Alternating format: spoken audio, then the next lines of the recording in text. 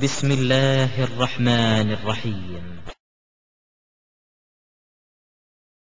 إن الحمد لله கண்ணியம் நிறைந்த இஸ்லாமிய சகோதரிகளே, தாய்மார்களே, எல்லாம் வல்ல ஏக இறைவன் எனக்கும் உங்களுக்கும் நேரான வழியையும் அருளையும் தந்தருவானாக என்ற பிரார்த்தனையோடு என்னுடைய இந்த உரையை நான் ஆரம்பம் செய்கிறேன். இந்த நேரத்திலே நபி தோழியர்கள் செய்த தியாகங்கள் என்ற தலைப்பு எனக்கு தரப்பட்டு இருக்கிறது. நபி அவர்களுடைய காலகட்டத்திலே நபி அவர்கள் காட்டித் தந்த வழியின் அடிப்படையிலே வாழ்ந்த நபி தோழியர்கள், அதாவது சஹாபிய பெண்மக்கள், அவர்கள் எப்படியெல்லாம் தியாகங்களை செய்தார்கள், அவர்களுடைய தியாகங்களை இறைவன் ஏற்றுக்கொண்டு என்ன பரிசுகளை எல்லாம் வழங்கி இருக்கிறான், இது போன்ற தியாகங்களை நம்மால் செய்ய இயலுமா, அல்லது அந்த பெண்கள், சஹாபிய பெண்கள் செய்த தியாகங்கள் நமக்கு என்ன பாடங்களையும் படிப்பினைகளையும் தருகிறது என்பதை விளக்குவதற்கே இந்த தலைப்பு தரப்பட்டிருக்கிறது. பொதுவாக வல்ல அல்லாஹ் தன்னுடைய திருமறை குர்ஆனிலே சொல்லி காட்டுகிறான், அம் ஹசிபுத்தும் அன் ததுகுலுல் ஜன்னா வலம்மா யஅதிக்கும் மஸலுல்லதீன கலவ் மின் கப்லிக்கும் மஸ்ஸத்துஹுமுல் பஸா வதர்ரா வஸுல்ஸிலு ஹத்தா யகூல ரசூல் வல்லதீன ஆமனு மஅஹு மதா நஸ்ருல்லாஹ். அல்லாஹ் சொல்கிறான், அம் ஹசிபுத்தும் அன் ததுகுலுல் ஜன்னா, நீங்கள் சொர்க்கத்திலே சர்வசாதாரணமாக நுழைந்து விடலாம் என்று எண்ணுகிறீர்களா? உங்களுக்கு முன் வாழ்ந்த சமுதாயத்தினருக்கு என்னென்ன கஷ்டங்கள், துன்பங்கள், சோதனைகள் ஏற்பட்டதோ அதுபோன்று எந்தவிதமான பிரச்சனையும் சந்திக்காமல், எந்தவிதமான சிக்கல்களையும் சந்திக்காமல் நீங்கள் அப்படியே சொர்க்கம் செல்லலாம் என்று நினைக்கிறீர்களா என்று இறைவன் கேட்டுவிட்டு முன்னோர்கள் அடைந்த அந்த கஷ்டங்களை அல்லாஹ் பட்டியலிட்டு சொல்கிறான். மஸ்ஸத்துஹுமுல் பஸா வல்லர்ரா, அவர்களுக்கு கடுமையான சோதனைகளும் துன்பங்களும் அதுபோன்று வறுமைகளும் அவர்களுக்கு ஏற்பட்டது. எந்த அளவுக்கு அவர்களுக்கு கஷ்டங்கள், சோதனைகள் ஏற்பட்டது என்றால், அன்றைக்கு வாழ்ந்த அந்த நபிமார்களுடைய தோழர்களும் அந்த நபிமார்களும் சேர்ந்து இறைவனிடத்திலே கையேந்தினார்கள். மதா நஸ்ருல்லாஹ், யா அல்லாஹ், உன்னுடைய உதவி எங்களுக்கு எப்பொழுது கிடைக்கும், உன்னுடைய அருள் எங்களுக்கு எப்பொழுது கிடைக்கும் என்று அந்த இறை தூதரும் இறை தூதரோடு சேர்ந்து வாழ்ந்த நபித்தோழர்களும் இறைவனிடத்திலே கையேந்தினார்கள். அப்பொழுது இறைவன் பதில் சொன்னான், அலா இன்ன நஸ்ரல்லாஹி கரீப், அல்லாஹ்வுடைய உதவி என்பது சமீபத்தில் இருக்கிறது என்று இறைவன் சொன்னான் என்று வல்ல அல்லாஹ் தன்னுடைய திருமறை குர்ஆனிலே சொல்கிறான். இந்த ஒரு வசனத்திலே மூமின்களாக, கலிமா சொன்னவர்களாக, ஏகத்துவத்தை ஏற்றவர்களாக யார் இருந்தாலும் சோதனைகளை தாங்காமல், சங்கடங்களை அனுபவிக்காமல், பிரச்சனைகளை எதிர்கொள்ளாமல் யாரும் சொர்க்கத்திலே நுழைந்து விட முடியாது என்பதை அல்லாஹ் இந்த வசனத்திலே சொல்கிறான். இன்னொரு இடத்திலே அல்லாஹ் சொல்லி காட்டுகிறான், ஹசிபன் நாசு அன் யத்ரகு அன் யகூலு ஆமன்னா வஹும் லா யுஃப்தனூன், நாங்கள் ஈமான் கொண்டு விட்டோம், கலிமா சொல்லிவிட்டோம் என்று சொன்ன மாத்திரத்திலே அவர்கள் சோதனைக்கு உள்ளாக்கப்படாமலேயே சொர்க்கத்துக்கு சென்று விடலாம் என்று அவர்கள் கருதுகிறார்களா? நாங்க லா இலாஹ இல்லல்லாஹ் சொல்லிட்டோம், அல்லாஹ்வை நாங்க நம்பிட்டோம், அல்லாஹ்வுடைய தூதரை நாங்க நம்பிட்டோம், முகமது ரசூலுல்லாஹ் என்றெல்லாம் நாங்க சொல்லிட்டோம் இப்படின்னு சொன்ன மாத்திரத்திலேயே அவர்கள் சொர்க்கத்திற்கு போகலாம், சோதனையே செய்யப்பட மாட்டார்கள், கஷ்டமே அனுபவிக்கப்பட மாட்டார்கள் என்று அவர்கள் கருதுகிறார்களா என்று அல்லாஹ் திருக்குர்ஆனிலே கேட்கிறான். இது போன்ற வசனங்களை குர்ஆனை நாம் படிக்கின்ற பொழுது பல்வேறு இடங்கள்ல நாம பார்க்கலாம். அத்தனை வசனங்களும் ஒரு செய்தியை நமக்கு திரும்ப திரும்ப வலியுறுத்தும். என்ன செய்தியை வலியுறுத்துகிறது என்றால், மூமினாக பிறந்த ஆணாக இருந்தாலும் பெண்ணாக இருந்தாலும் இஸ்லாத்திற்காக, தௌஹீதுக்காக, ஏகத்துவத்திற்காக சில கஷ்டங்களை அனுபவித்துதான் தீர வேண்டும், சில சங்கடங்களை நாம் அனுபவித்துதான் தீர வேண்டும், இறைவனுக்காக சில தியாகங்களை செய்துதான் ஆக வேண்டும். இதை அல்லாஹ் இந்த வசனத்திலே நம் அனைவர்களுக்குமே தெளிவுபடுத்துகிறார். இந்த தியாகங்களை செய்வதற்கு ஆண்கள் தான், பெண்கள் அல்ல என்று பார்க்க இயலாது.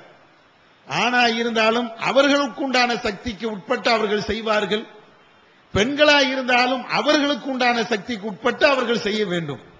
நான் பொம்பளை, நாங்க இதெல்லாம் செய்ய மாட்டோம், நான் ஒரு ஆம்பளை, அவங்க தான் இதை செய்யணும் என்று தியாகத்திற்கு ஆண்கள் வேறு பெண்கள் வேறு என்று பிரித்து பார்க்க இயலாது. இன்னும் சொல்ல வேண்டும் என்றால், நபியுடைய காலகட்டத்தில் நபி தோழியர்கள் அல்லாஹ்வுடைய தூதரிடத்தில் கேட்கிறார்கள். எப்படி கேட்கிறாங்க தெரியுமா? எங்கள் மீது ஜிஹாது கடமையா? ஆயிஷா ரலியல்லாஹு தஆலா அன்ஹா அவர்கள் அறிவிக்கிறார்கள், ரசூலுல்லாஹ்ட்ட வந்து பெண்கள் கேட்கிறாங்க, எங்களுக்கு வந்து ஜிஹாது கடமையா? ஜிஹாது என்றால் அறப்போர், அது போரையும் குறிக்கும் அல்லது போராட்டங்களையும் குறிக்கும். இத ரசூலுல்லாஹ்ட்ட வந்து கேட்கிறாங்க, நாங்க போர் செய்யணுமா? அப்ப அல்லாஹ்வுடைய தூதர் சொல்றாங்க, நாம் உங்களுக்கு போர் இருக்கிறது, ஆனால் லா கிதால ஃபீஹி, அதுல கொலை செய்வது, சண்டையிடுவது, வாளை எடுத்து வெட்டுவது, இப்படிப்பட்ட ஒரு நிலை இல்ல. உங்களுக்கு போர் இருந்தாலும், அதாவது இந்த போராட்டங்கள் இருந்தாலும் அல்லது அறப்போராட்டங்கள் இருந்தாலும் அது வாள் எடுத்து போராட வேண்டும் என்ற நிலை இல்ல. அல் ஹஜ் வல் உம்ரா, நீங்க உங்கள் மீது உள்ள கடமை ஹஜ்ஜையும் உம்ராவையும் செய்யுங்கள் என்று நபிகள் நாயகம் ஸல்லல்லாஹு அலைஹி வஸல்லம் சொல்றாங்க. இது எதுக்கு சொல்ல வரேன் அப்படின்னா, எப்படி இருந்திருக்கிறாங்க அந்த நபி தோழியர்கள், சஹாபாக்கள் எல்லாம் வாளை தூக்கிட்டு, கேடயத்தை தூக்கிட்டு, தங்களுடைய குடும்பத்தை, பெண்ணை, பிள்ளைகளை எல்லாத்தையும் விட்டுட்டு, உறவுகளை எல்லாவற்றையும் துறந்து விட்டு அவர்கள் பேசாம போருக்கு போறாங்க. உயிரை கொடுக்கிறதுக்கு தான் போறாங்க. அன்னைக்கு உயிரை கொடுக்க போகக்கூடிய இந்த காட்சிகளை பெண்கள் பார்த்துட்டு அவங்க சொல்றாங்க, அப்ப நாங்க உயிரை கொடுக்க தேவையில்லையா? எங்களுடைய உயிர் என்ன, நாங்களும் கொடுப்போமே என்ற நிலைக்கு அவர்கள் கேள்வி கேட்கிறாங்க. ஆனாலும் அல்லாஹ்வுடைய தூதர், உங்களுக்கு அது கடமை இல்லை, நீங்க வாளை தூக்கிட்டு போராடணும், அந்த கடமை உங்களுக்கு இல்ல, எதிரிகளை போர்க்களத்தில் போய் சந்திக்கணும், அந்த கடமை உங்களுக்கு இல்ல என்று அல்லாஹ்வுடைய தூதர் சொல்றாங்க. அதே நேரத்தில் வேறு விஷயங்கள், வேறு தியாகங்கள் நீங்க செய்யத்தான் வேணும். எந்த தியாகங்களை செய்தார்கள்? போர்க்களத்தில் சென்று அவர்கள் காயம்பட்டவர்களுக்கு மருத்துவ உதவி செய்கிறார்கள். யாரு? இந்த ஆயிஷா, ரசூலுல்லாஹ்வுடைய மகள் பாத்திமா, உம்மு அத்தியா என்ற அந்த பெண்மணி, இது போன்ற ஏராளமான பெண்கள் எல்லாம் ரசூலுல்லாஹ் கூட போர்க்களத்துக்கும் சென்றிருக்கிறார்கள். போர்க்களத்தில் போய் யாராவது ஆண்கள் காயம் பட்டு இருப்பார்கள் என்றால் அவங்களை தூக்கிட்டு வந்து கூடாரத்தில் வச்சு அவங்களுக்கு தேவையான மருத்துவ உதவிகள், அவங்களுக்கு தேவையான தண்ணி கொடுக்கிறது, உணவு கொடுக்கிறது, வேற ஏதாவது செய்யணும்னா அதை செய்யறது. இவ்வளவு இது எங்க? போர்க்களத்தில். நம்ம ஒரு இடத்துல சண்டைன்னா கூட பக்கத்தில் போயிட மாட்டோம். நம்ம எல்லாம் அப்படி வளர்ந்துருக்கோம், வளர்க்கப்பட்டு இருக்கிறோம். அதுவும் நம்ம தாய்மார்களுடைய நிலைகள்லாம் நீங்க எடுத்து பார்த்தீங்கன்னா, இந்த தௌஹீத் ஜமாத் வந்ததுனால சில வீரங்கள் வந்திருக்குது, அதை மறுக்க இயலாது. தௌஹீத் ஜமாத் வருவதற்கு முன்னால நம்மள யாரு ஒரு பிரச்சனைக்காக வேண்டி ரோட்ல இறங்கி இருப்போம், ஒரு பிரச்சனைக்காக வேண்டி போராடி இருப்போம், ஒரு இடத்திலே வரமாட்டோம். அதெல்லாம் எவனோ ஒருத்தன் பார்ப்பான், ஆண்களே வரமாட்டாங்களே. நம்முடைய சமுதாயத்தில் ரோட்ல இறங்கி போராடுவோம், ஆட்சியாளருக்கு எதிராக கோஷமிடுவோம் என்று சொன்னால் ஆண்களே வரமாட்டாங்க. பிற எங்க பெண்களை வராது? அப்ப இது நம்ம இப்படித்தான் பழக்கப்பட்டு இருக்கிறோம். ஆனா நபி அவங்களுடைய காலகட்டத்தில் இந்த பழக்கத்தில் அவங்க இல்ல. நாங்க போருக்கு வரட்டுமா, நாங்க எங்க உயிரை கொடுக்கட்டுமா, நாங்க எங்க செல்வத்தை கொடுக்கட்டுமா, எங்களுடைய பொருளாதாரத்தை கொடுக்கட்டுமா, என்ன செய்யணும்? இந்த மார்க்கத்திற்காக வேண்டி நாங்கள் செய்ய வேண்டிய கடமை என்ன? அதை நீங்க சொல்லுங்க. ஒவ்வொன்னா கேட்கிறாங்க, ஒவ்வொரு விஷயத்தையா கேட்கிறாங்க. ஒவ்வொரு விஷயத்தையும் கேட்டு காதுல கேட்டுட்டு இந்த காதுல வாங்கி இந்த காதுல விடல. அவர்கள் அத்தனையும் அவர்களால் செய்ய முடிஞ்ச அந்த தியாகத்தை அவர்கள் செய்கிறார்கள். இப்ப நபி அவருடைய காலகட்டத்தில் அந்த நபி தோழியர்கள் செய்த 1-2 தியாகங்கள், அவங்க பெரிய, அதாவது உயிரை கொடுத்தாங்க என்ற அளவுக்கு சில தியாகங்களை பார்க்க முடியாது. ஏன்னா அவங்களுக்கு கடமை இல்லை. அதனால உயிரை கொடுத்தாங்க என்ற வரலாறுகளை பெருசாக பார்க்க முடியாது. அதே நேரத்தில் இந்த தாய்மார்கள் செய்ய வேண்டிய என்னென்ன தியாகங்கள் இருக்குதோ அதை எல்லாத்தையும் செஞ்சிருக்கிறாங்க. இஸ்லாம் சொல்லக்கூடிய ஒவ்வொன்றையும் அல்லாஹ்வுடைய தூதருடைய காலகட்டத்தில் வாழ்ந்த அந்த தாய்மார்கள் செய்கிறாங்க. நபிகள் நாயகம் ஸல்லல்லாஹு அலைஹி வஸல்லம் அவர்கள் இது போன்று எல்லா பெண்களையும் கூட்டி வைத்துக் கொண்டு உபதேசம் செய்கிறார்கள். பெருநாள் தினத்தில் என்று அல்லது வேறு ஒரு தினத்தில் உபதேசம் செய்கிறார்கள். உபதேசம் செய்கின்ற அந்த நேரத்தில் அல்லாஹ்வுடைய தூதர் சொல்கிறார்கள், யா மாஷரன் நிசா தஸத்தக்ன, பெண்களே நீங்க நிறைய தர்மம் பண்ணுங்க அப்படின்னு சொல்றாங்க. அப்ப அதுக்குண்டான காரணத்தையும் சொல்றாங்க. இன்னியர் ஆயத்துக்குன்ன அக்ஸரமின் அஹ்லின் நார், உங்களைத்தான் நரகத்தில் நான் அதிகமா பார்க்கிறேன். யார? பெண்களை பார்த்து அல்லாஹ்வுடைய தூதர் சொல்றாங்க, எனக்கு நரகம் எடுத்து காட்டப்பட்டது. ரசூலுல்லாஹ் அதெல்லாம் நரகம் சொர்க்கம் எல்லாமே எடுத்து காட்டப்பட்டிருக்குது. அவங்க மேராஜுக்கு போனாங்கல்ல, அப்ப ரசூலுல்லாஹ்வுக்கு இது போன்ற காட்சிகள் எல்லாம் எடுத்து காட்டப்பட்டிருக்குது. அத ரசூலுல்லாஹ் எடுத்து சொல்றாங்க, எனக்கு நரகம் எடுத்து காட்டப்பட்டது, அந்த நரகத்துல நீங்க தான் அதிகமா இருக்கிறீங்க அப்படின்னு சொன்ன உடனே அந்த பெண்கள்ல சில பேர் எந்திரிச்சு ரசூலுல்லாஹ்ட்ட கேட்கிறாங்க, அது என்ன நாங்க மட்டும் அதிகமா போகணும், நாங்க ஏன் கூடுதலா நரகத்துக்கு போகணும், அதுக்கு என்ன காரணம் அதை சொல்லுங்க. ஆண்கள் போலாம்ல, தப்பு என்றால் மனிதன் என்றால் 2 பேரும் சமம் தானே. அப்ப ஆண்களும் போனாங்க பெண்களும் போனாங்க, தப்பு செய்யக்கூடியவர்கள் அத்தனை பேரும் போனாங்கன்னா அது சரி. ஆனா பொம்பளைகள் மட்டும் கூடுதலா போறாங்க, அப்ப எங்களை என்ன மட்டம் தட்டுதீங்களா, நாங்க மட்டும் என்ன நரகத்துக்கு என்று படைக்கப்பட்ட ஜென்மங்களா, அது என்ன, அப்ப எதுக்கு நாங்க நரகத்துக்கு போகணும் அப்படிங்கிற கோணத்துல அந்த தாய்மார்கள் கேட்கிறாங்க.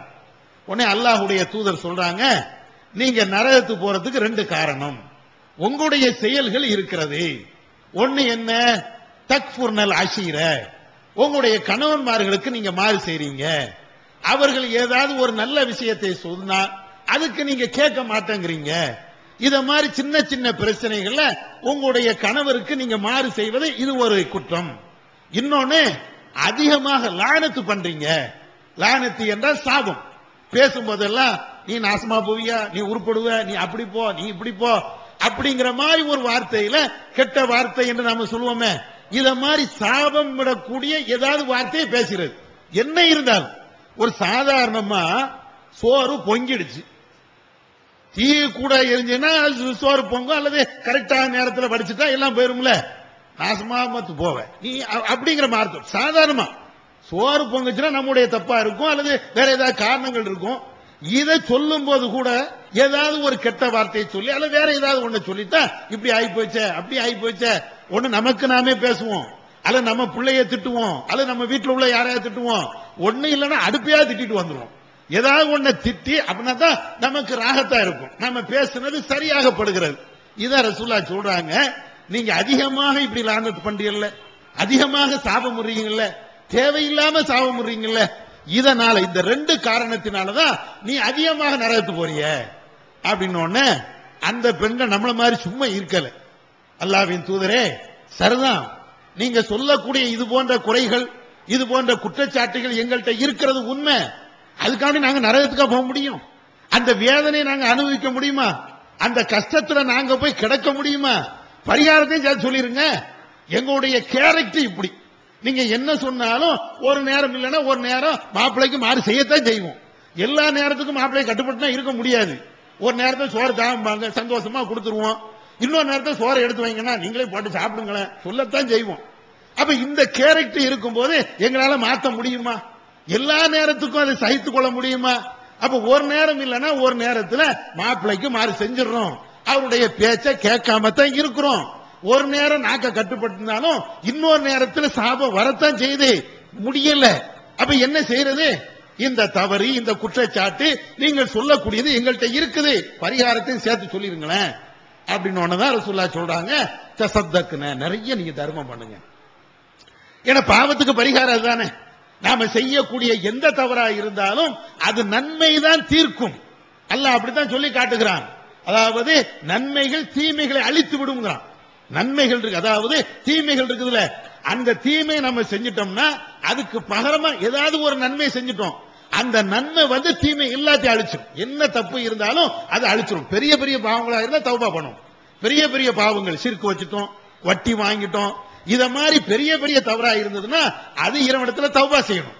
சின்ன சின்ன பாவங்கள், ஒரு 2 ரக்காய் தொழுதுட்டோம், முடிஞ்சு வச்சு பாவம் மன்னிக்கப்படும். ஒழுங்கா ஒழு செய்தோம், அதனால பாவங்கள் மன்னிக்கப்படும். அப்ப ரசூலா இப்படி சொல்றாங்க, நீங்க வந்து நிறைய தர்மங்கள் பண்ணுங்க, பண்ணுனா உங்களுடைய பாவங்கள்லாம் மன்னிக்கப்படும் அப்படின்னு. அந்த சபையிலேயே பெண்கள் தங்களுடைய காதுகள்ல இருக்கக்கூடிய அணிகளை, கழுத்துல கிடந்த அணிகள் எல்லாம் தர்மம் போட்டாங்க இப்படின்னு ஒரு ஹதீஸ். இன்னொரு ஹதீஸ்ல எப்படி தெரியுமா, அப்துல்லா இப்னு மசூத் என்ற நபி தோழர், அவங்களுடைய மனைவி வந்து தர்மம் பண்ணணும் அப்படின்னு நினைக்கிறாங்க. அப்துல்லா இப்னு மசூதுடைய மனைவி அவங்க வந்து சொல்றாங்க, நான் தர்மம் பண்ணணும். யார்கிட்ட பேசுறாங்க? தன்னுடைய கணவர்கிட்டே சொல்ற. தன்னுடைய கணவர்கிட்டயே நான் எனக்கு நகை இருக்குது, இதை யாருக்கா தர்மம் பண்ணலாம் அப்படின்னு நான் நினைக்கிறேன். ஏன் அப்படி நினைக்கிறேன்? ரசூலுல்லாஹ் இன்னைக்கு தர்மத்தை பத்தி வலியுறுத்தினாங்க, நிறைய கொடுக்கணும் சொன்னாங்க, அதனால என்னுடைய நகையை எல்லாத்தையும் நான் கொடுக்க போறேன் அப்படின்னு. அப்துல்லா இப்னு மசூத் சொல்றாரு, ஏமா அந்த நகை ஏன்ட தந்துற? யாரு? மாப்பிள்ள சொல்றாரு, நீ தர்மம் பண்ணணும் முடிவு பண்ணிட்ட, தர்மம் பண்ணணும் முடிவு பண்ணி எவனுக்கோ கையில கொடுக்கறத என் கையில நீ தந்துற அப்படின்னு. அவங்க சொல்றாங்க, ஜெய்னப் என்ற அப்துல்லா இப்னு மசூதுடைய மனைவி சொல்றாங்க, அதெல்லாம் எப்படி உனக்கு தர முடியும்? நீ என் மாப்பிள்ள, என் வீட்டுக்காரரு, எனக்கு உள்ள தர்மத்தை வந்து நான் வேற யாருக்கா கொடுத்தா தானே சரியாகும், உங்களுக்கு எப்படி நான் தர முடியும்? இல்ல அப்துல்லா இப்னு மசூத் ஆர்குமெண்ட் பண்றாரு, எனக்கு தாமா, நீ தர்மம் பண்ற மாப்பிள்ளை கொடுத்தா என்ன தப்பு அப்படின்னு கேட்ட உடனே, இல்ல இதுதான் நமக்கும் அந்த நபித்தோழருக்கும் உள்ள வேறுபாடு இதுதான். அவங்க சொல்றாங்க, அப்துல்லா இப்னு மசூதுடைய மனைவி, நான் இதை அல்லாஹ்வுடைய தூதர் இடத்துல கொண்டு போவேன், ஏன் நான் தர்மம் பண்றது பிடிச்சி நீங்க உங்கள்கிட்ட என்கிட்ட தான் நீங்க கேட்கறீங்கல்ல, அதனால இத ரசூலுல்லாஹ்ட்ட நான் இந்த மேட்டரை கொண்டு போவேன், ரசூலுல்லாஹ் என்ன சொல்றாங்களோ அதுக்கு பின்னால்தான் அப்படின்ட்டாங்க. உடனே ரசூலுல்லாஹ்ட்ட வாராங்க, அல்லாஹ்வுடைய தூதர்கிட்ட கேட்கறாங்க, அல்லாஹ்வின் தூதரே, இத மாதிரி தர்மம் பத்தி நீங்க பேசுனீங்க, நான் தர்மம் கொடுக்கலாம்னு நினைச்சேன், என்னுடைய மாப்பிள்ளை என்னுடைய கணவரை உட்கார்ந்துட்டு என்கிட்டயே தந்திருக்க அப்படிங்கிறாரு, இது எப்படி கொடுக்க முடியும்? இது எப்படி என் மாப்பிள்ளைக்கே கொடுத்தா அது எப்படி தர்மம் என்ற நிலையில வரும்? உடனே இப்படி சொன்ன உடனே ரசூலுல்லாஹ் சொல்றாங்க, அவர் சொல்றது சரிதான், அப்துல்லா இப்னு மசூத் சொன்னார அவர் சொன்னது கரெக்ட், அத மாதிரி நீ செய்யலாம், உன்னுடைய கணவருக்கு நீ தர்மம் பண்றது அது சிறந்ததுதான் என்று நபிகள் நாயகம் ஸல்லல்லாஹு அலைஹி வஸல்லம் சொல்லிட்டு ஒரு அடிப்படையான விஷயத்தையும் அல்லாஹ்வுடைய தூதர் விளக்குறாங்க. ஒரு ஆளு தர்மம் பண்றாங்கன்னா அவர் முதல்ல தன்னுடைய குடும்பத்துக்கு செய்யட்டும், தன்னுடைய குடும்பம், தாயி தகப்பன், அண்ணன் தம்பி மாமா மச்சான், இத மாதிரி நெருங்கிய உறவுக்காரர்களுக்கு செய்யட்டும், அதற்கு பின்னால் அடுத்த ஆளுக்கு செய்யட்டும் என்று அல்லாஹ்வுடைய தூதர் இந்த அடிப்படையில் அவர்கள் சொன்னதாக ஹதீஸ்ல பார்க்கிறோம். இது எதுக்கு சொல்ல வர, தர்மம் கொடுங்க நரகத்துக்கு போயிடாதீங்க என்று சொன்ன உடனே அவருடைய தியாகங்கள் எல்லாம் எப்படி போகுது நீங்க பார்க்கணும். அந்த பெண்கள் இந்த அடிப்படையில் தியாகம் தானே பண்றாங்க, எல்லாத்தையும் வாங்கி வாங்கி வச்சுக்கிட்டு அவங்களே சேர்த்து வைக்கிறது இல்லையே, எல்லாத்தையும் தூக்கி தூக்கி அவங்களே சாப்பிடுறது இல்லையே, எதா இருந்தாலும் அது வந்து தர்மம் பண்ணணும். ரசூலுல்லாஹ் சொல்லிட்டாங்க, நமக்கு வந்து போர்க்களத்தில் போய் உயிரை கொடுக்கக்கூடிய அளவுக்கு தியாகம் பண்ணணும் என்ற நிலை இல்லாம இருந்தாலும் நம்மால் என்ற இது மாதிரி ஏதாவது ஒரு தர்மத்தை பண்ணுவோம், வேற ஏதாவது ஒண்ணு கொடுப்போம் என்று அவங்க நினைக்கிறாங்களா இல்லையா? இத மாதிரி ஏராளமான சம்பவங்களை பார்க்கலாம். ஒரு குழந்தை இறந்துடுச்சுன்னா நம்ம என்ன பாடுபடுறோம், உண்மையிலேயே கஷ்டம் இருக்கும், அது குறை சொல்லல, பெத்த மனசு கல்லு மாதிரி இருக்காதுல்ல, அப்ப அது மாதிரி நம்முடைய மனசு அப்படி துடி துடிக்கும். பிள்ளைக்கு ஒரு சின்ன காய்ச்சல் வந்தாலோ, ஒரு தலைவலி வந்தாலோ, ஒரு சின்ன ஏதாவது சங்கடம் வந்தாலோ, ஏதோ நமக்கு ஏற்பட்ட சங்கடத்தை விட கூடுதலாக கவனிப்போம். அதுதான் உண்மை. அது கணவனை விட அந்த தாய்க்கு தான் கூடுதலான பாசம் இருக்கும், கூடுதலான கவலை இருக்கும். இவன் பேசாம விட்டுட்டு போயிருவான், தலைவலி தானே ஏதாவது தைலத்தை தேய்ச்சிட்டு பேசாம போ அப்படின்ட்டு போயிருவான். இந்த தாய் தான் உட்கார்ந்து தலைவலிக்குனா பிள்ளைக்கு தலையை அமைத்து விட்டு தைலத்தை தேய்ச்சி மாத்திரை கொடுத்து மருந்து கொடுத்து, உனக்கு என்னப்பா தங்கம் ராசா அப்படின்னு ஏதாவது ஒண்ணு சொல்லி எல்லாம் சரியாயிரும். எல்லா விதமான ஆதரவு எல்லாம் இங்க இருந்தா வரும். இது தாய் பாசம். அது வந்து அதுக்கு மிகை உலகத்துல எதுவுமே இல்லை, அதெல்லாம் சரிதான். ஆனா இவ்வளவு பாசம் வச்சு இருந்தாலும் அல்லாஹ் மேல அவங்க வச்சிருக்கக்கூடிய நம்பிக்கை, அந்த தாய் இப்படி நடந்தாங்கன்னா என்ன அர்த்தம்? இது இறைவன் தந்தான், இறைவனை எடுத்துக்கிட்டான். இது அல்லாஹ்வுல தந்தா. நம்மளாவா உற்பத்தி பண்ணோம், நம்மளாவா செஞ்சு கொண்டோம், நம்மளாவா உயிரை கொடுத்தோம், நம்மளால நம்முடைய பிள்ளைக்கு கையை கொடுத்தோம், தலையை கொடுத்தோம், காலை கொடுத்தோம். ரப்புல் ஆலமீன் எல்லாத்தையும் தந்திருக்கிறான். தந்த இறைவன் எடுத்துக்கொண்டான். இது வேணும். இந்த இது அதாவது உச்சகட்டமான தியாகம் என்றுதான் சொல்லணும். அந்த பெண் செய்த அந்த தியாகம் என்பது சாதாரண ஒரு தியாகம் என்று சொல்ல முடியாது. ரசூலுல்லாஹ்ட்ட பாடம் படித்தவர்கள், திருக்குர்ஆனை கூடுதலாக படித்தவர்கள், மார்க்க சட்டத்தை தெளிவாக அறிந்து கொண்டவர்கள். எனவே இவ்வளவு பெரிய தியாகத்தையும் அவர்கள் அவ்வளவு அழகா செய்றாங்க. உம்மு ஹாரிசா எங்க கூட இன்னொரு பொம்பளை ரசூலுல்லாஹ்ட்ட வராங்க. ரசூலுல்லாஹ்ட்ட வந்து அவங்க சொல்றாங்க, அல்லாஹ்வின் தூதரே, இந்த என்னுடைய மகன் ஹாரிசா, இந்த ஹாரிசாவை பற்றி உங்களுக்கு நல்லா தெரியும். இந்த ஹாரிசா என்பவர் யார்? பத்ர் யுத்தத்தில் கொலை செய்யப்பட்ட ஒரு நபி தோழர்கள் ஒரு ஆள். அவங்களுடைய தாயார் ரசூலுல்லாஹ்ட்ட சொல்றாங்க, அல்லாஹ்வின் தூதரே, என்னுடைய மகன் ஹாரிசா, இந்த ஹாரிசாவை நான் எவ்வளவு நேசிச்சிருக்கிறேன் அதெல்லாம் உங்களுக்கு தெரியும். என் பிள்ளை, என் ஈர கொலை, அவ்வளவு அற்புதமா நேசிச்சிருக்கிறேன். அவரு இந்த போர்க்களத்தில் கொல்லப்பட்டார். இப்ப இறந்தும் போயிட்டார், நம்மளோடு இல்ல, அதையெல்லாம் நான் பொறுத்துக்கிறேன். ஆனா இப்ப எனக்கு ஒரு விஷயம் தெரியும். அவர் சொர்க்கத்தில் இருக்கிறாரு என்றால் இப்ப இன்னி சபர்த்து, நான் பொறுமையா இருக்கிறேன். என் பிள்ளை சொர்க்கத்துக்கு போயிட்டாரு என்று நான் நினைச்சு ஆறுதல் பட்டுக் கொள்வேன். அதே நேரத்தில் என் பிள்ளை அவ கைரதாலி வேற எதுலயாவது இருந்துட்டா நான் என்ன செய்யறது? அழுது அழுது அழுது என்னுடைய ஆற்றாமை நான் போக்கிக் கொள்கிறேன். சொர்க்கத்தில் இருக்கிறார் என்றால் ரொம்ப சந்தோஷம். வேற ஏதாவது அவங்க நரகம்ங்கிற வார்த்தை கூட பயன்படுத்த மாட்டேங்கிறாங்க. தான் பிள்ளை இல்ல, தான் பிள்ளை நரகத்தில் இருக்குது அப்படின்னு சொல்ல கூட அவங்களுடைய வாய் வரல. அதனால என்ன செய்யறாங்கன்னா, வேற எதுலயாவது இருந்துட்டா அப்படின்னு சொல்றாங்க. சொர்க்கத்தில் இருந்துட்டா அப்படின்னு வார்த்தையை சொல்லிட்டு வேற எதுலயாவது இருந்துட்டா நான் அழுது வேணா என்னுடைய ஆற்றாமை நான் போய்க்கிறேன் அப்படின்னு சொல்லிட்டு ரசூலுல்லாஹ்ட்ட கேட்கிறாங்க, என்ன என் பிள்ளையுடைய நிலை என்ன? உடனே அல்லாஹ்வுடைய தூதர் சொல்றாங்க, ரொம்ப சிரிச்சுக்கிட்டே ரசூலுல்லாஹ் சொல்றாங்க, என்னம்மா உம்மு ஹாரிசாவே, சொர்க்கத்துல ஒரு சொர்க்கம் இல்லம்மா, பல சொர்க்கங்கள் இருக்குது. உன்னுடைய பிள்ளை உயர்ந்த சொர்க்கத்தில் இருக்கிறார். உனக்கு சந்தோஷம் தானா? உன்னுடைய பிள்ளை சாதாரணமா சின்ன சின்ன சொர்க்கத்திலே இருக்கிறாங்க, உயர்ந்த ஒரு பெரிய சொர்க்கத்தில் இருக்கிறாங்க. அதை நீ நினைச்சுக்க. எப்படி இதெல்லாம் கேட்க முடியுது? தன்னுடைய பிள்ளையை இழந்துட்டாங்க, அதுவும் போர்க்களத்தில் இழந்துட்டாங்க. இஸ்லாமிய மார்க்கத்திற்காக வேண்டியே தியாகம் பண்ணி அப்படியே விட்டு கொடுத்துட்டாங்க. விட்டு கொடுத்ததற்கு பின்னால ரசூலுல்லாஹ்ட்ட கேட்கிறான். ரசூலுல்லாஹ்ட்ட என் பிள்ளை எங்க இருக்கிறார், சொர்க்கமா நரகமா? எப்படி இது எப்படி கேட்க முடியுது? இது எல்லாம் அந்த தியாகம் என்ற உணர்வு இல்லைனா, ஒரு தியாகத்தை நாம செய்யணும் என்ற சிந்தனை இல்லைனா, அல்ல இந்த மாதிரி பாடங்கள் படிப்பினைகள் அவங்க பெறல அப்படின்னு சொன்னா இத மாதிரி அவர்கள் வேற ஏதாவது கேட்க முடியுமா? வேற எதையும் அவர்களால் சொல்ல முடியுமா? எதுவுமே செய்ய முடியாது. இவ்வளவும் கேட்கிறாங்க. இவ்வளவும் கேட்டு அவர்கள் சந்தோஷமாக போனார்கள். தன்னுடைய பிள்ளைய நாம சரியான முறையில் வளர்த்திருக்கிறோம், இறைவனுக்காக நம்ம கொடுத்திருக்கிறோம், அல்லாஹ் அதை ஏற்றுக்கொண்டு விட்டான் என்ற அந்த சந்தோஷத்துல போறாங்க. அதே மாதிரி இன்னொரு சம்பவம், நபிகள் நாயகம் ஸல்லல்லாஹு அலைஹி வஸல்லம் இந்த பெண்கள் எப்படி கேள்வி கேட்கிறான்னு பாருங்களேன். நம்மள மாதிரி எனக்கு சொத்து வருமா, நல்ல மாப்பிள்ளை கிடைக்குமா, நல்ல செவத்த மாப்பிள்ளை வருமா, அல்ல கருத்த மாப்பிள்ளை வருமா, அல்ல நல்ல இந்த கேள்வி வராது ரசூலுல்லாஹ்ட்ட. என்ன கேள்வி கேட்கிறான்னு பாருங்களேன்.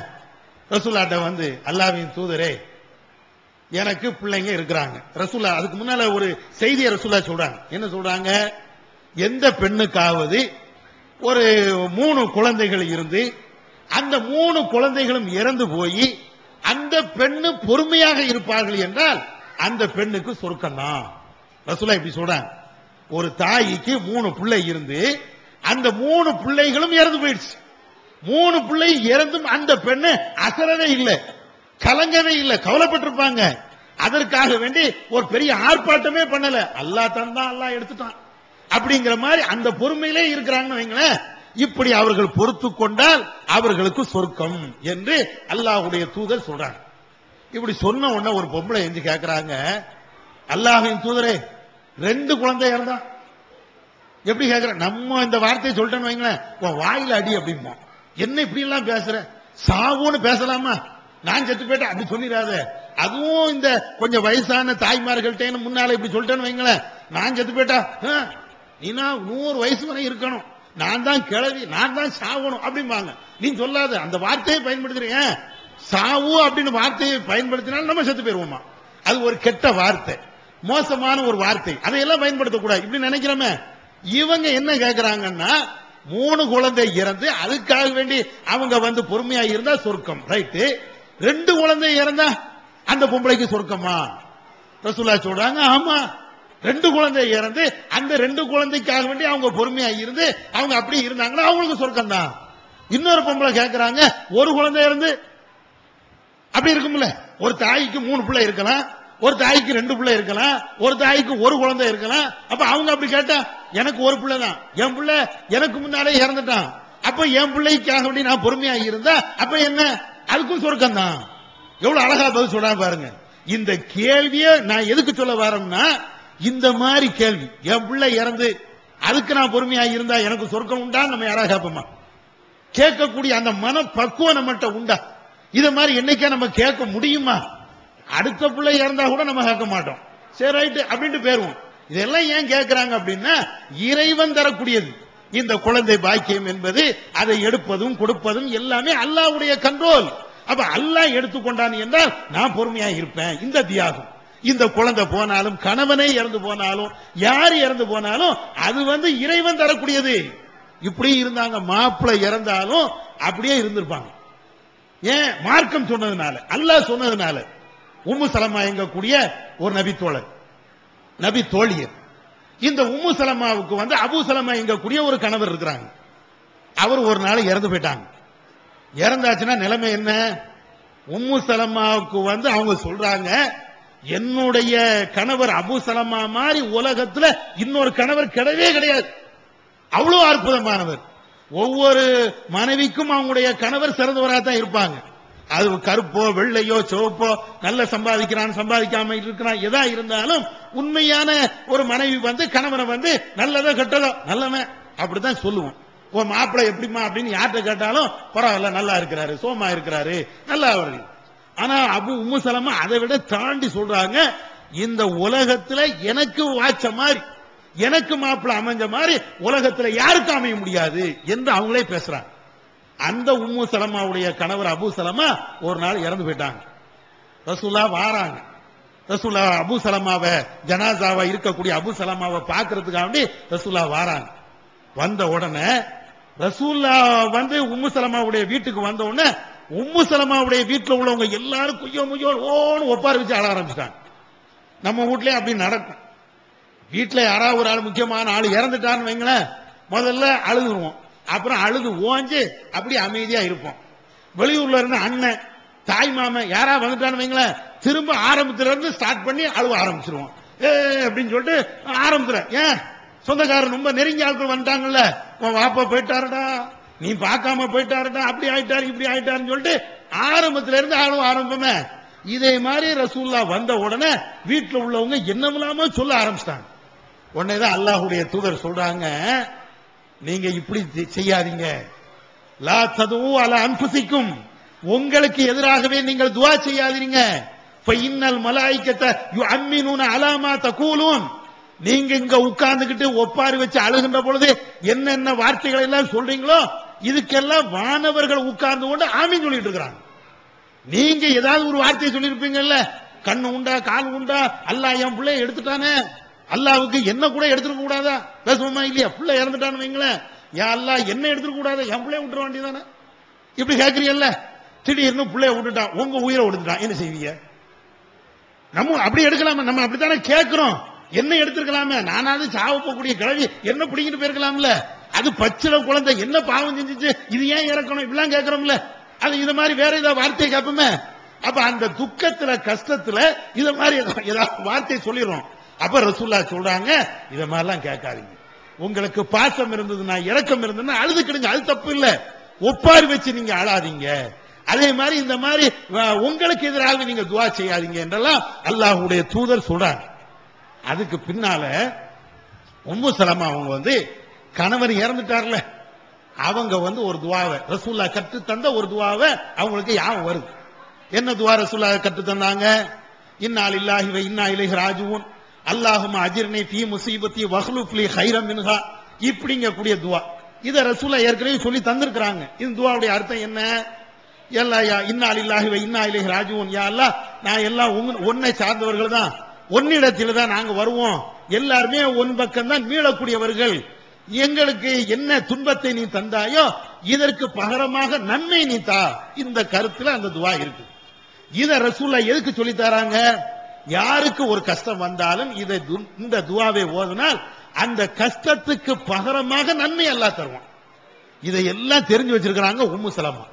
தெரிஞ்சு வச்சுக்கிட்டு அவங்க சொல்றாங்க, என் கணவர் இறந்து போயிட்டாரு, என் கணவர் மாதிரி உலகத்துல இன்னொரு கணவர் கிடைக்க மாட்டாங்க, அவ்வளவு அற்புதமான ஒரு கணவர் இருந்தாலும் ரசூலா இந்த துஆ ஓதுனாங்கல்ல, இந்த துஆவை ஓதுனா இதை விட சிறந்த கணவர் கிடைக்கும், அப்படிதான் அதுக்கு அர்த்தம். என் கணவர் மாதிரி சிறந்தவர் கிடையாது, ஆனா இந்த துஆவை ஓதுனா அதை விட சிறந்தது கிடைக்கும் நாங்க சொல்லிட்டு உம்மு சலமா சொல்றாங்க, ரசூலுல்லாஹ் சொன்ன ஒரே ஒரு காரணத்தினால இந்த துஆ நான் ஓதுறேன். எப்போ? என் கணவர் அபூ சலமா இறந்ததுக்கு பின்னால இந்த துஆவை நான் ஓதுறேன். இப்படி ஓதுன உடனே அவங்க சொல்றாங்க, உண்மையிலேயே எனக்கு அபூ சலமா விட சூப்பர் கணவர் ரசூலுல்லாஹ் எனக்கு அமைஞ்சாங்க. ரசூலுல்லாஹ் தான் அவங்களுக்கு அடுத்து ஒரு கணவராக மாட்டுதாங்க. அப்ப சொல்றாங்க, நான் என்னுடைய கணவர் அபூ சலமாட்ட வாழும்போது அவரை மிஞ்சிய கணவர், அவரை மிஞ்சிய இன்னொரு சூப்பர் மனுஷனை இல்லைன்னு நினைச்சேன்.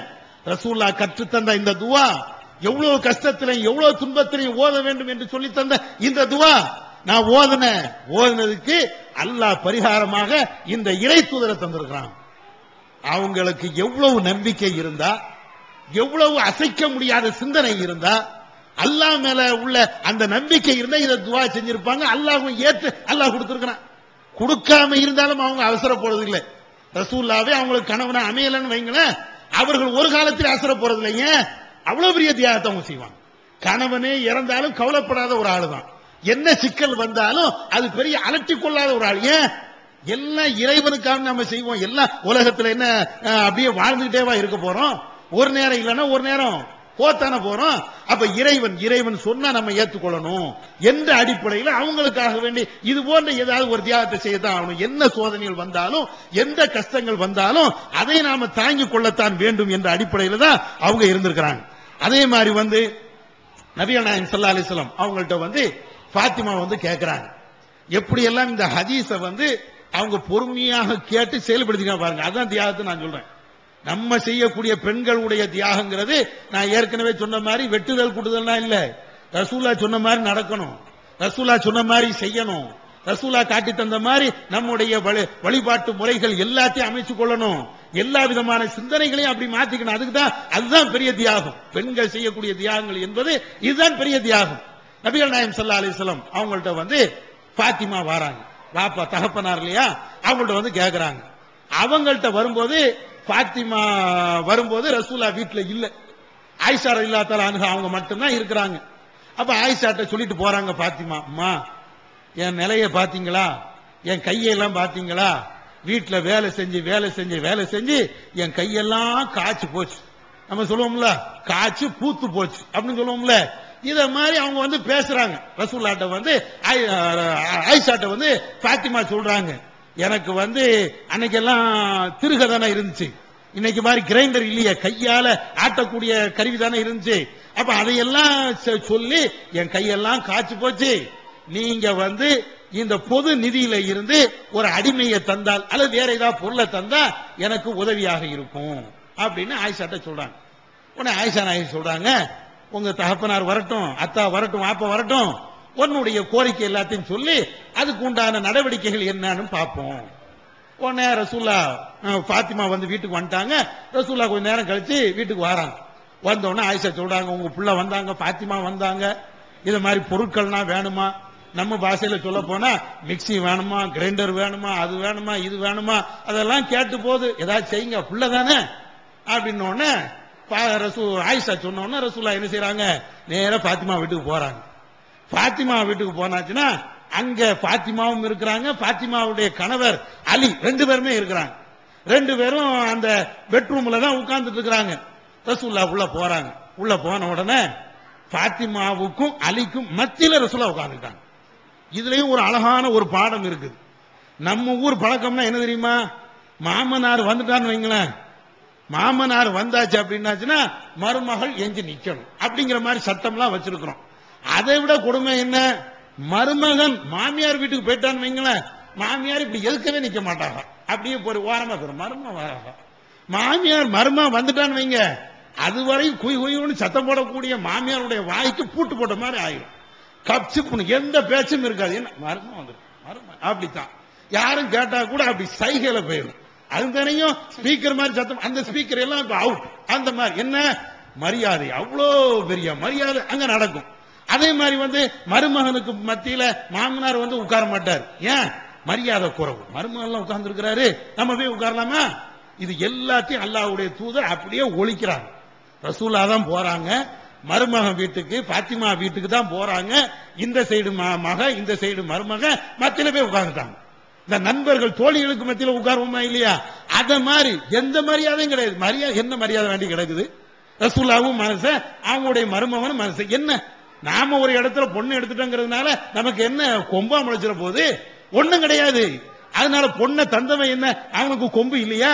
எல்லாம் சமம், மனுஷங்கிற அடிப்படையில் எல்லாம் சமம் தான். அப்ப இந்த அடிப்படைத்தான் ரசூலா அங்க வளர்க்குறாங்க. இப்படி ரெண்டு பேருக்கும் மத்தியில உட்கார்ந்துட்டாங்க. உட்கார்ந்துட்டு ரசூலா ஆரம்பிக்கிறாங்க. என்னமா பாத்திமா வீட்டுக்கு வந்தியா? என்னென்ன பொருள்லாம் வேணும்னு கேட்டியா? ஆமா பாப்பா, எனக்கு ஏதாவது தாங்கல, ஏதாவது தாங்க, எனக்கு உதவியா இருக்கும்ல. உடனே ரசூலா சொல்றாங்க, இதை விட சிறந்தது உனக்கு சொல்லி தரட்டா? நீ கேட்டது மிக்சி கேட்ட, கிரைண்டர் கேட்ட, ஏசி கேட்ட, பிரிட்ஜ் கேட்ட, வாஷிங் மிஷின் கேட்ட, இதை விட சிறந்தது வேணுமா? நம்ம என்ன சொல்லுவோம்? அப்ப வேற ஏதோ தரப்போற அவருக்கு, தாங்க தாங்க. ஏன்னா நான் கேட்டது இதைத்தானே கேட்டேன். இன்னும் சின்ன ஆளு, ஆகா நம்ம ரொம்ப கம்மியா கேட்டோமோ, 4 மிக்சி கேட்டிருக்கலாம், ஒரு 10 மிக்சி கேட்டிருக்கலாமோ, ரொம்ப குறைவா, இப்படிதான் நினைப்பு வரும். பாத்திமாவுக்கு அது மாதிரி நினைப்பு இருக்கலாம். ரசூலா அந்த ஸ்டைல்ல சொல்றாங்க. இதை விட சிறந்தது உனக்கு சொல்லட்டுமா? ரெண்டு பேரும் சொல்லுங்களேன். ரசூலா அழகா சொல்றாங்க. இதை விட சிறந்த என்ன தெரியுமா? நீங்க ரெண்டு பேரும் படுக்கைக்கு போறதுக்கு முன்னால, படுக்கிறதுக்கு முன்னால சுப்ஹானல்லாஹ்னு 33 தடவை சொல்லுங்க, அல்ஹம்துலில்லாஹ்னு 33 தடவை சொல்லுங்க, அல்லாஹ் அக்பர்னு 33 தடவை சொல்லுங்க. அதுக்கப்புறம் படுங்க. இதான் சிறந்தது. நம்ம வீட்டுல நம்ம மாப்பிள்ளை இப்படி சொன்னா என்ன நடக்கும் கொஞ்சம் கற்பனை பண்ணி பாருங்க. நம்முடைய அத்தா, நம்முடைய உம்மா, நம்முடைய சகோதரி தரமாட்டேன்னு சொன்னா கூட கோபம் வராது. அதுக்கு பதிலா நீ சுப்ஹானல்லாஹ் சொல்லிக்க, அல்ஹம்துலில்லாஹ்னு சொல்லிக்க, அல்லாஹ் அக்பர்னு சொல்லிக்க, போடா போ அப்படின்னு இருப்போம். அல்லது வேற ஏதாவது கெட்ட வார்த்தையிலே திட்டிருப்போம்.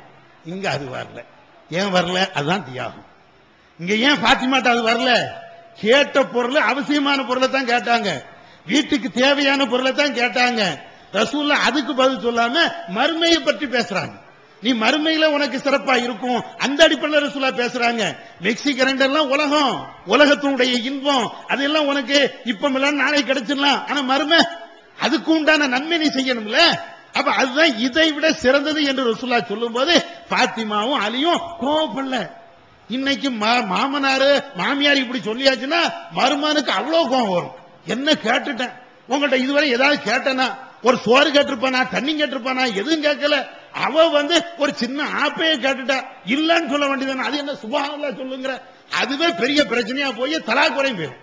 உன் பிள்ளைய நான் தலாக் கூட்டுருவேன், அதை செஞ்சிருவேன், இதை செஞ்சிருவேன், என்னென்ன கற்பனை உண்டு அத்தனை பேர். ஆனால் இது நம்மள்கிட்ட, அவங்கள்ட்ட தியாகம். என்ன தியாகம்? மார்க்கத்தை பின்பற்றணும். இது நம்முடைய தகப்பனாரா இருந்தாலும் அவர்கள் சொல்லக்கூடிய செய்தி மறுமை சம்பந்தப்பட்ட செய்தி, மறுமைக்காக வேண்டி நாம இதை செய்யணும் என்ற அடிப்படையில் அவர்கள் ஏத்துக்கிட்டாங்க. அப்ப இத மாதிரி செய்திகள் நாம இபாதத்து, வணக்க வழிபாடுகள், தான தர்மங்கள், இத மாதிரி விஷயங்கள்ல நிறைய தியாகங்கள் செய்யணும். நாம செய்யக்கூடிய தியாகங்கள்லாம் டிவி, அதுல வரக்கூடிய சீரியல் அல்லது செல்போன் அல்லது வேற ஏதாவது கண்ட காட்சிகள், இது எல்லாத்தையும் குறைச்சிட்டு நம்மள்ட்ட முதல்ல இந்த நல்ல அகலாக்கான பழக்கங்கள், இந்த இபாதத்து சம்பந்தப்பட்ட வாழ்க்கை திட்டங்கள் இது வரணும். இது நம்மள்ட்ட வந்துருச்சுன்னு வைங்களேன், நம்ம பிள்ளை நம்மளை பார்த்து தெரிஞ்சுக்கிடுவோம். ஒன்னும் பிரச்சனை இல்லை. நீங்க தொழுவுங்க, 2 வயசு புள்ள நமக்கு முன்னால பாயில கிடக்கும். நம்ம ஒவ்வொரு வீட்டுல இதை கண் முன்னால பார்க்கும். நாம சஜதா செய்யறதுக்கு முன்னால 1 வயசு புள்ள அது சஜதா செய்யுது. நீங்க சொல்லி கொடுத்தீங்களா? அந்த குழந்தைக்கு என்னைக்காவது இப்படி சஜதா செய், அப்படி சஜதா செய்ய சொல்லுவீங்களா? அந்த பிள்ளையா நம்மள மாதிரி அது பொத்துன்னு உழுந்து கிடக்கும். அதுக்கு பின்னால வேண்டுமானா இல்லம்மா இப்படி சஜதா செய், இப்படி ருக்கு செய், அல்ல இப்படி செய் அப்படின்னு சொல்றோம். அப்ப நாம செஞ்சுட்டோம்னு வைங்களேன், ஒவ்வொன்னா நம்ம வீட்டுல உட்கார்ந்து நன்மையான காரியத்தை செய்ய செய்ய செய்ய அந்த பிள்ளைங்க அப்படியே படிக்கும். படிக்கும்னா அது பசுமரத்துல அடிச்ச ஆணி மாதிரி சின்ன பிள்ளைகளை பதிய வச்சுட்டேன்னு வைங்களேன், எவ்வளவு பெரிய வயசு வந்தாலும் இந்த பழக்கம் அப்படியே மாறவே மாறாது, அப்படியே வளர்ந்துடும். அதனால நாம செய்யக்கூடிய தியாகங்கள் இந்த மார்க்கத்தை முழுமையாக கடைபிடிக்கணும். வல்லாஹ் அந்த நிலையை நம்ம அனைவருக்கும் தந்துருவானாக. வாஹர் தவானா அல்ஹம்துலில்லாஹி ரப்பில் ஆலமீன். அஸ்ஸலாமு அலைக்கும் வரஹ்மத்துல்லாஹி வபரகாத்துஹு.